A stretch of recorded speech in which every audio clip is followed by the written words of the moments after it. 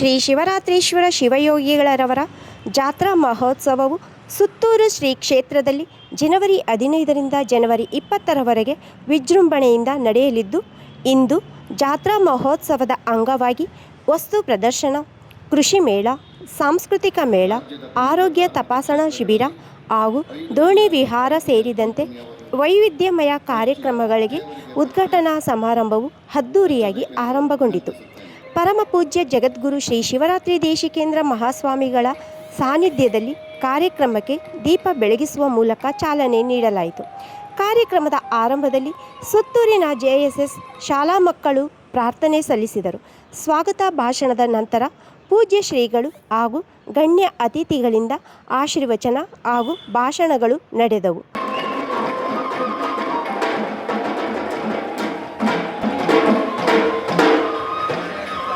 ಮಹೋತ್ಸವ ನಡೀತಾ ಇದೆ. ಅದು ಪ್ರಾರಂಭ 20ನೇ ತಾರೀಕುವರೆಗೆ ಹಲವಾರು ಕಾರ್ಯಕ್ರಮದೊಂದಿಗೆ ವೈಶಿಷ್ಟ್ಯಪೂರ್ಣವಾದಂಥ ಈ ಜಾತ್ರಾ ಮಹೋತ್ಸವ ನಡೆಯುವಂಥದ್ದು. ಇಲ್ಲಿ ಸುತ್ತೂರದಲ್ಲಿರ್ತಕ್ಕಂಥ ಕಪಿಲಾ ನದಿ ಅನ್ನುವಂಥದ್ದನ್ನು ಈ ಸಂದರ್ಭದಲ್ಲಿ ನಾನು ಹೇಳ್ತೀನಿ. ಪೂಜ್ಯರು ಸಂಸ್ಥಾಪನೆ ಮಾಡಿದಂಥ ಶ್ರೀ ಜಗದ್ಗುರು ಶ್ರೀ ವೀರ ಸಿಂಹಾಸನ ಮಹಾಸಂಸ್ಥಾನ ಮಠ ಸಹಸ್ರಾರು ವರ್ಷಗಳಿಂದ ಈ ಭಾಗದ ಜನತೆಯ ಭಕ್ತಾದಿಗಳ ಸರ್ವತೋಮುಖ ಅಭಿವೃದ್ಧಿಗಾಗಿ ಜ್ಞಾನ ದಾಸೋಹ ಕೈಂಕರ್ಯವನ್ನು ನಡೆಸ್ಕೊಂತ ಈ ಭಾಗದಲ್ಲಿ ನಡೀತಕ್ಕಂಥ ಹಲವಾರು ಕಾರ್ಯಕ್ರಮದಲ್ಲಿ ನಾನು ಭಾಗವಹಿಸಿದೆ. ಇತ್ತೀಚೆಗೆ 2-3 ತಿಂಗಳ ಹಿಂದೆ ಚಾಮರಾಜನಗರದ ಆ ಒಂದು ಶಿಕ್ಷಣ ಸಂಸ್ಥೆ ಕಾರ್ಯಕ್ರಮದಲ್ಲಿ ನಾನು ಭಾಗವಹಿಸಿದ್ದೆ. ಹೀಗಾಗಿ ನಾನು ಬೇರೆ ಬೇರೆ ಇಲಾಖೆಯ ಮಂತ್ರಿ ಇದ್ದಾಗ, ಮುಖ್ಯಮಂತ್ರಿ ಇದ್ದಾಗ ಶ್ರೀಮಠ ಯಾವಾಗಲೂ ನಮಗೆ ಆಶೀರ್ವಾದ ಮಾಡಿದೆ ಮತ್ತು ಅವರ ಮಾರ್ಗದರ್ಶನದಲ್ಲಿ ಹಲವಾರು ಕೆಲಸ ಕಾರ್ಯಗಳು ಮಾಡಲಿಕ್ಕೆ ನನಗೊಂದು ನೈತಿಕ ಶಕ್ತಿ ಸಿಕ್ಕಿದೆ ಅನ್ನುವಂಥ ಮಾತನ್ನು ಈ ಸಂದರ್ಭದಲ್ಲಿ ಹೇಳಿಬಿಡ್ತೀನಿ. ಬಹುಶಃ ಶ್ರೀಮಠಕ್ಕೆ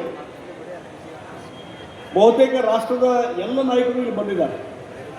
ಇವತ್ತಿನ ದೇಶದ ಪ್ರಧಾನಮಂತ್ರಿಗಳಂತ ಮಾನ್ಯ ನರೇಂದ್ರ ಮೋದಿಜಿಯವರು ಸಹಿತ ಶ್ರೀಮಠದ ಬಗ್ಗೆ ಭಾಳಷ್ಟು ಅಭಿಮಾನ ಇದ್ದಂಥವರು ಮತ್ತು ಶ್ರೀಮಠದ ಸುತ್ತೂರು ಮಠದ ಹಲವಾರು ಕಾರ್ಯಕ್ರಮಗಳಿಗೆ ಅವ್ರ ಹಿಂದೆ ಮುಖ್ಯಮಂತ್ರಿ ಇದ್ದಾಗ ಬಂದಿದ್ದರು, ಇವತ್ತು ಪ್ರಧಾನಮಂತ್ರಿ ಇದ್ದಾಗೂ ಹಲವಾರು ಬಾರಿ ಬಂದು ಹೋಗಿದ್ದಾರೆ ಅನ್ನುವಂಥದ್ದನ್ನು ಭಾಳ ಅಭಿಮಾನದಿಂದ ಹೇಳಬಯಸ್ತಾರೆ. ಹೀಗಾಗಿ ಈ ಒಂದು ಜಾತ್ರಾ ಮಹೋತ್ಸವಕ್ಕೆ ಭಾಳ ಒಂದು ವೈಶಿಷ್ಟ್ಯತೆ ಇದೆ ಮತ್ತು 7-8 ದಿವಸ ಇದು ನಡೆಯುವಂಥ ಕಾರ್ಯಕ್ರಮ. ಇವತ್ತು ಉದ್ಘಾಟನೆ ಆಯಿತು, ಇವತ್ತು ಪ್ರಾರಂಭ, ನಾಳೆ ತೇರಿದೆ.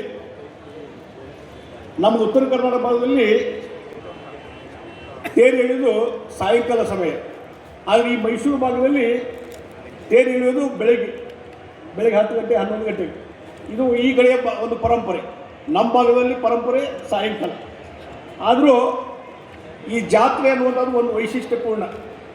ನಮ್ಮ ದೇಶದ ಸಾಂಸ್ಕೃತಿಕ ಪರಂಪರೆ ಈ ಜಾತ್ರೆಯಲ್ಲಿದೆ. ಇಷ್ಟೊಂದು ಮಟ್ಟದಲ್ಲಿ ನಾವು ಕೂಡ ಜಿಲ್ಲಾ ಆಡಳಿತದಿಂದ ದಸರಾ ಮಹೋತ್ಸವ ಏನು ಅಂಗವಾಗಿ ಮೈಸೂರು ಜಿಲ್ಲೆಯಲ್ಲಿ ಬೇರೆ ಬೇರೆ ಇದು ಕಾರ್ಯಕ್ರಮ ನಡೆಯುವಾಗ ನಮಗೆ ಗೊತ್ತಿದೆ, ಇಷ್ಟೊಂದು ಅಚ್ಚುಕಟ್ಟಾಗಿ ಪ್ರತಿಯೊಂದು ಮಾಡಬೇಕಾದಲ್ಲಿ ಅದರ ಹಿಂದೆ ಯಾವ ಮಟ್ಟಕ್ಕೆ ಪ್ಲ್ಯಾನಿಂಗ್ ಹೋಗಬೇಕಾಗತ್ತೆ, ಯಾವ ಮಟ್ಟಕ್ಕೆ ಒಂದೊಂದು ಸಣ್ಣ ಸಣ್ಣ ವಿಚಾರನೂ ಪ್ಲ್ಯಾನ್ ಮಾಡಿ ಕೋಆರ್ಡಿನೇಟ್ ಮಾಡಿ ಬೇರೆ ಬೇರೆ ಟೀಮ್ಸ್ ಮಧ್ಯದಲ್ಲಿ ಒಂದು ಸಮನ್ವಯ ಸಾಧನೆ ಆಗಬೇಕಾಗತ್ತೆ. ಅದು ನಿಜವಾಗ್ಲೂ ಇದು ಇಲ್ಲಿ ಖಂಡಿತವಾಗಿ ಆಗ್ತಾಯಿದೆ. ಅದರ ಜೊತೆಗೆ ಅರಮನೆಗೂ ಇರ್ತಕ್ಕಂಥ ಸಂಬಂಧದ ಬಗ್ಗೆ ಬಹುಶಃ ಇಲ್ಲಿ ಎಲ್ಲರಿಗೂ ಕೂಡ ತಿಳಿದಿರ್ತಕ್ಕಂಥ ಸಂಗತಿ ಅಂತ ನಾನು ಭಾವಿಸುತ್ತೇನೆ. ನಮ್ಮ ಮೊದಲನೆಯ ತಾತನವರ ಕಾಲದಿಂದಲೂ ಇವತ್ತುವರೆಗೂ ಒಂದು ಅವಿನಾವ ಭಾವ ಸಂಬಂಧವನ್ನು ಇದೆ ಅಂತ ಹೇಳಿದ್ರೆ ತಪ್ಪಾಗಲಾರದು. ಆ ಸಂಬಂಧ ಒಂದು ಇವತ್ತುವರೆಗೂ ಮುಂದುವರಿಯುವಂಥದ್ದು ಮತ್ತು ಆ ಕರ್ತವ್ಯವನ್ನು ನಾವು ಮುಂದುವರಿಯುವಂಥದ್ದು ಏನು ಸೌಭಾಗ್ಯ ಸಿಕ್ಕಿದೆ, ನಿಜಕ್ಕೂ ನಾನು ಆಭಾರಿಯಾಗಿದ್ದೀನಿ. ಮತ್ತು ಸದಾ ಈ ಮಟ್ಟದ ಮಾರ್ಗದರ್ಶನ ಮತ್ತು ಒಂದು ಸಲಹೆ ನಮ್ಮ ಮನೆತನದ ಮೇಲೆ ಇರಲಿ ಮತ್ತು ಈ ಮಾರ್ಗದರ್ಶನದೊಂದಿಗೆ ಈ ಒಂದು ಗುರುವ ಒಂದು ಪಾರಂಪರೆಯೊಂದಿಗೆ ನಮ್ಮ ಒಂದು ಅರಮನೆ ಇನ್ನೂ ಒಂದು ಉಜ್ವಲವಾದಂಥ ಭವಿಷ್ಯ ರೂಪಿಸಲಿಕ್ಕೆ ಸಾಧ್ಯವಾಗಲಿ ಅಂತ ಈ ಒಂದು ಸಂದರ್ಭದಲ್ಲಿ ಹೇಳ್ತಾ, ಈ ಒಂದು ಪವಿತ್ರವಾದಂಥ ಸುತ್ತೂರು ಜಾತ್ರೆ ಉದ್ಘಾಟನೆಯಲ್ಲಿ ಭಾಗವಹಿಸುವುದು ಅವಕಾಶ ದೊರೆತಿರುವುದರೊಂದಿಗೆ ಅತ್ಯಂತ ಗೌರವ ಮತ್ತು ಆತ್ಮಸಂತೋಷವನ್ನು ನೀಡಿದೆ.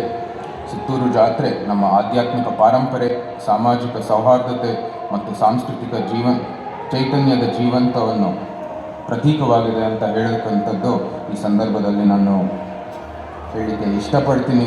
ನಮ್ಮ ಜಾತ್ರೆ ಇಲ್ಲಿ ಸತತ ಒಂದು 5 ಬಾರಿಗೆ ನಮಗೆ ಭಾಗವಹಿಸುವಂಥದ್ದೇನು ಅವಕಾಶ ಸಿಕ್ಕಿದೆ.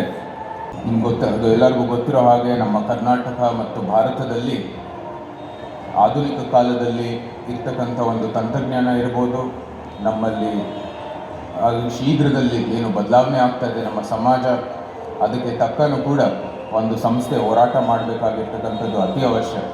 ಆ ನಿಟ್ಟಿನಲ್ಲೂ ಸಹ ಸುತ್ತೂರು ಜಾತ್ರೆ ಎಲ್ಲದಕ್ಕೂ ಪೂರಕವಾಗಿರ್ತಕ್ಕಂಥದ್ದು ನಿಜಕ್ಕೂ ಶ್ಲಾಘನೆ. ನಾವಾಗಲೇ ಒಂದು ಒಳ್ಳೆಯ ಪ್ರದರ್ಶನವನ್ನು ಉದ್ಘಾಟನೆ ಮಾಡುವಂಥದ್ದೇನೋ ಸೌಭಾಗ್ಯ ಸಿಕ್ಕಿತ್ತು. ಅಲ್ಲಿ ಬರೀ ಒಂದು ಅಂದರೆ ನಮ್ಮ ಮಕ್ಕಳ ಒಂದು ಆನಂದಕ್ಕೋಸ್ಕರ ಅಲ್ಲ, ಅವರ ಒಂದು ವಿಜ್ಞಾನ ಇರ್ಬೋದು, ತಂತ್ರಜ್ಞಾನ, ಆಧುನಿಕ ತಂತ್ರಜ್ಞಾನ ಇರ್ಬೋದು, ಬೇರೆ ಬೇರೆ ಒಂದು ಪ್ರದೇಶಗಳ ಬಗ್ಗೆ ಅವರ ತಿಳುವಳಿಕೆ ಹೆಚ್ಚಿಸುವ ದೃಷ್ಟಿಯಲ್ಲಿ ಆ ಒಂದು ಒಳ್ಳೆಯ ಪ್ರದರ್ಶನವನ್ನು ಸಂಘಟಿಸಲಾಯಿತು. ಅದಕ್ಕಾಗಿ ನಿಜಕ್ಕೂ ನಮಗೆ ಸಂತೋಷವನ್ನು ಉಂಟಾಯಿತು. ಇಂಥ ಒಳ್ಳೆಯ ಕಾರ್ಯಕ್ರಮದಲ್ಲಿ ಭಾಗವಹಿಸುವಂಥದ್ದು ಏನು ಸೌಭಾಗ್ಯ ಸಿಕ್ಕಿದೆ, ನಿಜಕ್ಕೂ ಒಂದು ಸಂತೋಷದ ಸಂಗತಿ. ಎಲ್ಲರಿಗೂ ಗೊತ್ತಿರೋ ಹಾಗೆ ನಮ್ಮ ಒಂದು ಆಧ್ಯಾತ್ಮಿಕವಾದಂಥ ಚಿಂತನೆ ಈ ಒಂದು ಕಾಲದಲ್ಲಿ ಅತಿ ಅವಶ್ಯಕ.